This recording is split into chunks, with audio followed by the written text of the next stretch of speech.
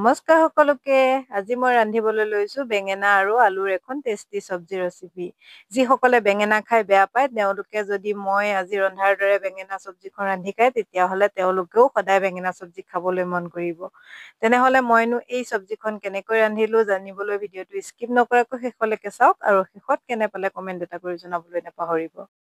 বেঙেনাৰ এই চব্জিখন ৰান্ধিবৰ কাৰণে মই এটা ডাঙৰ চাইজৰ বেঙেনা লৈছো আৰু বেঙেনাটো মই এতিয়া এনেদৰে দীঘল দীঘলকে কাটি লৈছো আৰু এতিয়া ইয়াক অকনমান ডাঙৰ ডাঙৰকে এইখিনি টুকুৰা টুকুৰ কৰি ল'ম। এই চব্জিখন বনাবলৈ বেঙেনাটো একেবাৰে সৰুকে কাটিব নালাগে, এনেদৰে অকনমান ডাঙৰ ডাঙৰ টুকুৰাকে কাটি ল'লেই হ'ল।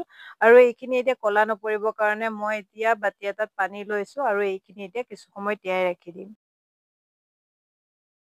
আৰু লগতে মই এটা ডাঙৰ চাইজৰ আলু লৈছো আৰু আলুটো এনেদৰে টুকুৰাকে কাটি লৈছো।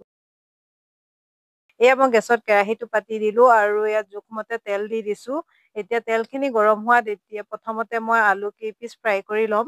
এই আলুখিনি দিয়াৰ পিছত মই ইয়াত এতিয়া দিছো অকনমান নিমখ আৰু অকনমান হালধি। এতিয়া আলু কেইপিচ ৰাঙচিয়াকে ফ্ৰাই কৰি ল'ম।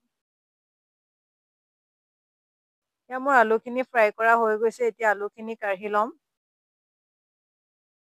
আৰু এতিয়া মই সেই তেলতে দি দিছো কাটি ৰখা বেঙেনাখিনি। বেঙেনাখিনিও মই এতিয়া ধুনীয়াকে অকনমান সময় ফ্ৰাই কৰি ল'ম। বেছি সময় ফ্ৰাই কৰিব নালাগে, 1 বা 2 মিনিট সময় এইখিনি ফ্ৰাই কৰি ল'লেই হ'ব। ইয়াৰ প্ৰথম মই বেঙেনাখিনি মই কাঢ়ি লৈছো। আৰু বাকী থকা বেঙেনাখিনিও মই ফ্ৰাই কৰি ল'লো। এতিয়া বেঙেনাখিনি ফ্ৰাই হয় মানে মই বেঙেনাত দিবৰ কাৰণে মছলাটো ৰেডি কৰি ল'ম। তাৰ কাৰণে মই 3 চামুচমান জোখৰ দৈ লৈছো। এতিয়া দৈতে আধা চামুচ দিছো হালধি গুড়ি, আধা চামুচ জিৰা গুড়ি, আধা চামুচ ধনিয়া গুড়ি, 1 চামুচ জলকীয়া গুড়ি আৰু আধা চামুচ মই গৰম মছলা দি মছলাখিনি দৈখিনিৰ লগত ভালদৰে মিক্স কৰি ল'লো। আনফালে মোৰ বেঙেনাখিনিও ধুনীয়াকে ফ্ৰাই কৰি হৈ গ'ল। এতিয়া বেঙেনাখিনি গোটেইখিনি কাঢ়ি ল'লো। আৰু এতিয়া সেই একেটা কেৰাহীতে মই আৰু অকনমান তেল দি দিলো। তাত মই আধা চামুচ গোটা জিৰা দিলো আৰু জিৰাখিনি ফুটি অহাত দি দিছো 2টা ডাঙৰ চাইজৰ পিঁয়াজ মিহিকে কাটি ৰখা। এতিয়া পিঁয়াজখিনি কিছু সময় ভজাৰ পিছত ইয়াত দি দিছো 1 চামুচ জোখৰ আদা নহৰু পেষ্ট। এতিয়া মই পিঁয়াজ আৰু আদা নহৰুখিনি কেঁচা গোন্ধ যোৱালৈকে ভাজি ল'লো।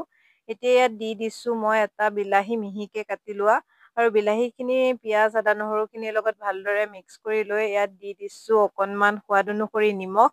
নিমখখিনি দিয়াৰ পিছত বিলাহীখিনি গলি যোৱালৈকে এইখিনি লৰাই বকৰাই ভালদৰে ভাজি ল'ম।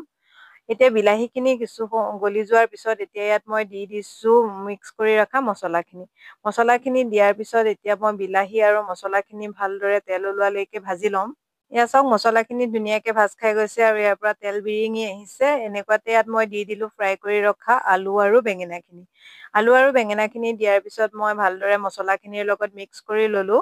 আৰু এতিয়া এইখিনি ঢাকন দি 2 পৰা 3 মিনিট সময় সিজিবলৈ দিম। 2-3 মিনিট সিজাৰ পিছত এইখিনি এনেধৰণৰ হৈছে। এতিয়া মই ইয়াত দি দিম জোখমতে গৰম পানী। পানীটো আপোনালোকৰ নিজৰ জোখমতে কম বেছি কৰিব পাৰে। মই ইয়াত পানী বেছি ব্যৱহাৰ কৰা নাই। মই 1 গিলাচ মানৰ জোখৰ গৰম পানী ব্যৱহাৰ কৰিছো আৰু এইখিনি ভালদৰে এবাৰ মিলাই ল'লো। এতিয়া মই এইখিনি ঢাকন দি ল' ফ্লেমত 6 মিনিট সময় উতলিবলৈ দিম। চাওক 6 মিনিট মান সময় উতলাৰ পিছত এইখিনি এনেধৰণৰ হৈছে। এইখিনি ধুনীয়াকে সিজি গ'ল আৰু পানীও কমি গৈছে। এতিয়া একেবাৰে শেষত মই দি দিছো অকনমান কাচুৰি মেথি। কাচুৰি মেথিখিনি দিয়াৰ পিছত এবাৰ মিক্স কৰি দিলো আৰু এতিয়া মই গেছৰ ফ্লেমটো অফ কৰি দিলো। লগতে মোৰ বেঙেনা আৰু আলুৰ চব্জিখন ৰেডি হৈ গ'ল। আপোনালোকে বাৰু এনেদৰে বেঙেনা আৰু আলুৰ চব্জি ৰান্ধি খাইছেনে? যদি নাই খোৱা এবাৰ ৰান্ধি খাই চাবচোন। সঁচাকৈ কৈছো বহুতে ভাল লাগে। আপোনালোকে এই চব্জিখন ৰান্ধি গৰমে গৰমে ভাত বা ৰুটিৰ লগত ধুনীয়াকে খাব পাৰিব। শেষত মোৰ আজি বেঙেনা আৰু আলুৰ চব্জি ৰেচিপিটো কেনে পালে কমেণ্ট কৰি জনাবলৈ নাপাহৰিব। যদি ভাল পালে লাইক, কমেণ্ট আৰু শ্বেয়াৰ কৰি দিব। যিসকলে এতিয়াও মোৰ চেনেলটো ছাবস্ক্ৰাইব কৰা নাই প্লিজ চেনেলটো ছাবস্ক্ৰাইব কৰি দিব। আকৌ লগ পাম নতুন এটা ৰেচিপি ভিডিঅ'ৰ সৈতে। আজিলৈ বাই বাই।